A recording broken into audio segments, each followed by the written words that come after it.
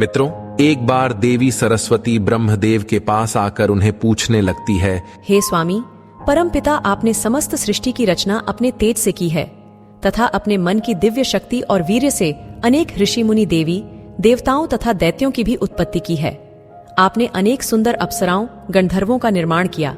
आपने ही स्त्री को सुंदरता, चंचलता और विशेष शक्तियां प्रदान की है। किंतु हे प्रभु, मैं जानना चाहती हूँ कि संसार में केवल स्त्री ही गर्भवती क्यों होती है?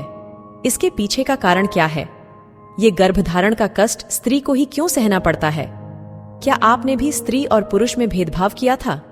हे प्रभु, कृपा करें और मेरी जिज्ञासा को शांत करें। तथा मैं यह भी जानना चाहती हूँ कि वह संसार की वह कौन सी पहली स्त्री है जिसे गर्भधारणा करनी पड़ी थी। तब ब्रह्मा जी मुस्कुराते हुए कहते हैं, हे देवी सरस्वती, आज आपने उचित ही प्रश्न किया है और यह बात सत्य है कि संसार में सभी रोगों और कष्टों से बढ़कर गर्भधारण का कष्ट होता है। गर्भधारण करने में स्त्रियों को अत्यधिक पीड़ा होती है। इस विषय में मैं आपको एक प्राचीन रहस्य सुनाता हूं, जिसे आप ध्यान से पूरा सुनिए। जो भी स्त्री इस कथा का श्रवण करती है, उसे अत्यंत गुणवान तथा रूपवान पुत्र की प्राप्ति होती है। देवी सरस्वती कहती है, हे प्रभु, मैं इस कथा का श्रवण ध्यान पूर्वक करूंगी। कृपा करें और आप मेरी आशंकाओं को दूर करें। मित्रों, परमपिता ब्रह्मा जी कहते हैं, हे देवी सरस्वती, पुलत्स्य का जन्म मेरे कान से हुआ था। पुलत्स्य मेरे मानस पुत्रों में से एक है। मैंने उसे अनेक प्रकार की विद्याएं प्रदान की तथा उसके प्रकट होने का उद्देश्य उसे समझाया। फिर मैंने उसे संसार के कल्याण के लिए तपस्या करने का उत्तम कार्य सौंप दिया। मेरी ही आज्ञा से सत्य युग में महर्षि पुलत्स्य सुमेरु पर्वत के उच्च बिंदु पर तपस्या करने के लिए चला गया।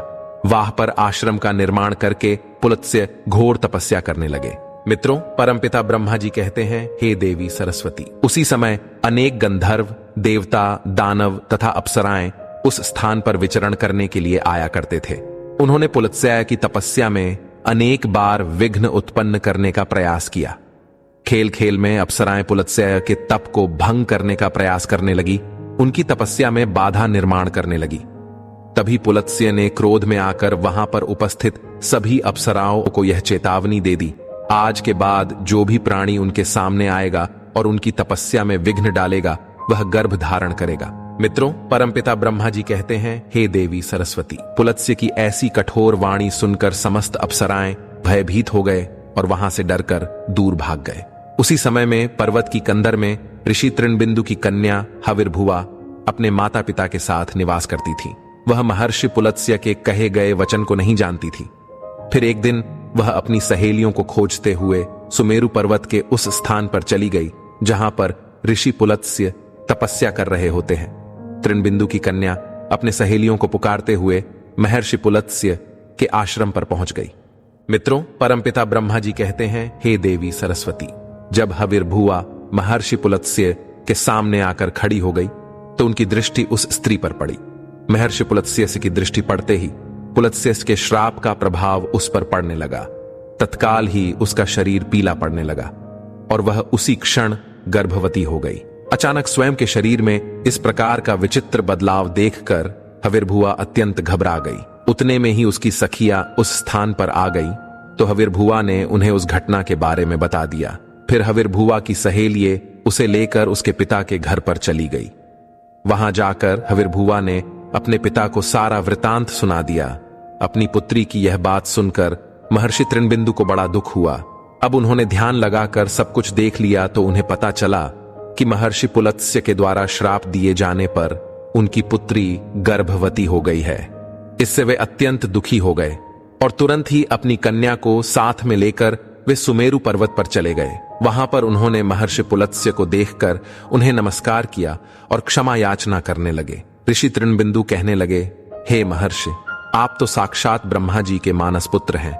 सारे संसार में आपकी कीर्ति है। आप परम दयालु और परम कृपालु हैं। आज मेरी पुत्री के द्वारा अनजाने में ही अपराध हुआ है। वह आपके द्वारा कहे गए कथन से अनजान थी। आप ही के श्राप के कारण आज मेरी पुत्री गर्भवती हो गई है। यह संसार की पहली स्त्री है जो गर्भवती बनी है। इसीलिए हे मुनिवर, अब मेरी पुत्री से कौन विवाह करेगा? इसे तो कलंक लग जाएगा। इसीलिए मैं आपसे प्रार्थना करता हूं कि आप मेरी कन्या को पत्नी के स्वरूप में ग्रहण कीजिए। मेरी कन्या सर्वगुण संपन्न है, उसके मन में किंचित मात्र भी दोष नहीं है। वह अनजाने में ही आपके श्राप को ग्रहण किया है। यह सदैव ही आपकी सेवा में तत्पर रहेगी। मित्रों, परमपिता ब्रह्मा जी कहते हैं, हे देवी सरस्वती। इस प्रकार से ऋषि तृणबिंदु ने आदर पूर्वक महर्षि पुलत्स्य से विनती की। तृणबिंदु के आदर सत्कार और स्तुति से महामुनि पुलत्स्य अत्यंत प्रसन्न हुए और हविर्भुवा को दिए गए श्राप से उन्हें बड़ा दुख हुआ। फिर उन्होंने ऋषि तृणबिंदु को आश्वासन देते हुए कहा, हे मुनिवर, मैं आपकी स्तुति से अत्यंत प्रसन्न हूं। मेरे ही श्राप के कारण तुम्हारी कन्या गर्भवती हुई है, इसीलिए मैं तुम्हारी कन्या को मेरी पत्नी के रूप में ग्रहण करता हूं। इसीलिए तुम अब चिंता ना करो। इस प्रकार से महर्षि पुलत्स्य ने ऋषि तृणबिंदु की कन्या हविर्भुवा को पत्नी के रूप में स्वीकार किया। तदनंतर तृणबिंदु की कन्या हविर्भुवा महर्षि पुलत्स्य के साथ उनके आश्रम पर ही रहने लगी और दिन रात सच्चे हृदय से उनकी सेवा करने लगी। महर्षि पुलत्स्य भी देवी हविर्भुवा की निस्वार्थ सेवा, पतिव्रता धर्म और भक्ति से अत्यंत प्रसन्न हुए और उनसे कहा, हे देवी, मैं तुम्हारी सेवा और भक्ति से अत्यंत प्रसन्न हूं, इसीलिए मैं तुम्हें मेरे ही समान पुत्र की प्राप्ति होने का वरदान देता हूं। जिस समय तुम मेरे सामने आई थी उस समय मैं वेदों का पाठ कर रहा था और तुमने वेदों का श्रवण भी किया है। इसीलिए तुम्हारा पुत्र चारों वेदों में पारंगत होगा और समस्त संसार को वेदों का ज्ञान प्रदान करेगा। तुम्हारा यह पुत्र सारे संसार में विश्रवा के नाम से प्रसिद्ध होगा। फिर कुछ समय के उपरांत देवी हविर्भुवा ने एक अत्यंत गुणवान पुत्र को जन्म दिया। महर्षि पुलत्स्य के कथनानुसार उस पुत्र का नाम विश्रवा रखा गया। विश्रवा अपने पिता महर्षि पुलत्स्य के समान ही विद्वान, सत्यवादी और धर्म का पालन करने वाले थे।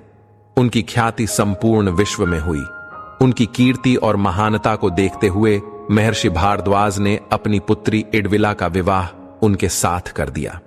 फिर मुनि विश्रवा की पत्नी इडविला के गर्भ से एक पुत्र का जन्म हुआ जिसका नाम वैश्रवण रखा गया। वैश्रवण का ही एक नाम कुबेर है। कुबेर जी ने ब्रह्मा जी को प्रसन्न करने के लिए कठोर तपस्या की।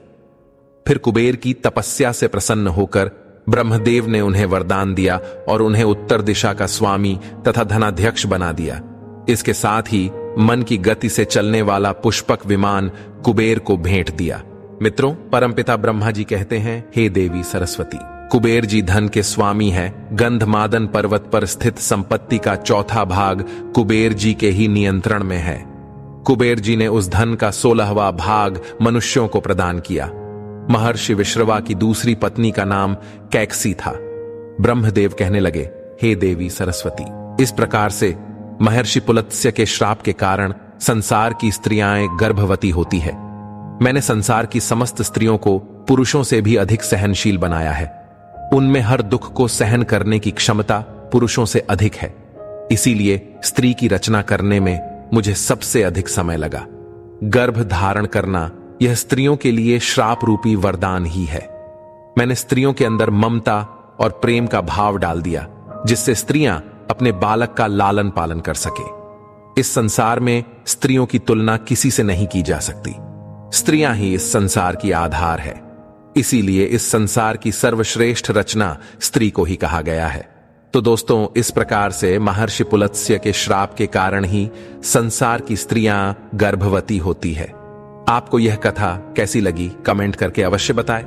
मित्रों, जानकारी अच्छी लगी तो वीडियो को लाइक जरूर करें, चैनल को सब्सक्राइब करना ना भूलें। साथ ही कमेंट में हर हर महादेव अवश्य लिखें।